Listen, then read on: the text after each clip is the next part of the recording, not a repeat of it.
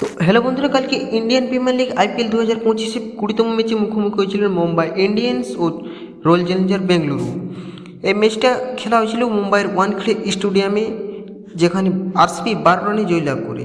Royal Challenger বেঙ্গালুরুর ইনিংসে bat করতে নেমে প্রথম তারা নির্ধারিত 20 ওভারে 5 উইকেট হারিয়ে 221 রান সংগ্রহ করে।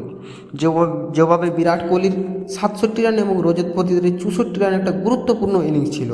মুম্বাই ইন্ডিয়ান্সের পক্ষ থেকে ট্রেন্ট বোল্ট এবং হার্দিক পান্ডিয়া দুটি করে উইকেট নেন। মুম্বাই ইন্ডিয়ান্সের ইনিংসের কথা যদি বলা হয় তো জয়ের জন্য ছিল 222 রানের লক্ষ্য। ব্যাট করতে নেমে মুম্বাই ইন্ডিয়ান্স 20 ওভারে 9 উইকেট হারিয়ে 209 রান সংগ্রহ করে। তিলক বর্মা দুর্দান্ত অর্ধশত রান আমরা দেখতে পেয়েছিলাম 15 বলে 42 রানের। আরসিবির কুণাল পান্ডিয়া শেষ ওভারে 3টা উইকেট নিয়ে মুম্বাইয়ের জয়ের সম্ভাবনা নষ্ট করে দেয়। ম্যাচের ফলাফল রয়্যাল চ্যালেঞ্জার বেঙ্গালুরু 12 রানে মুম্বাই ইন্ডিয়ান্সকে পরাজিত করে ম্যাচের সেরা খেলোয়াড় হিসেবে নির্বাচিত হন রজত পতিদার।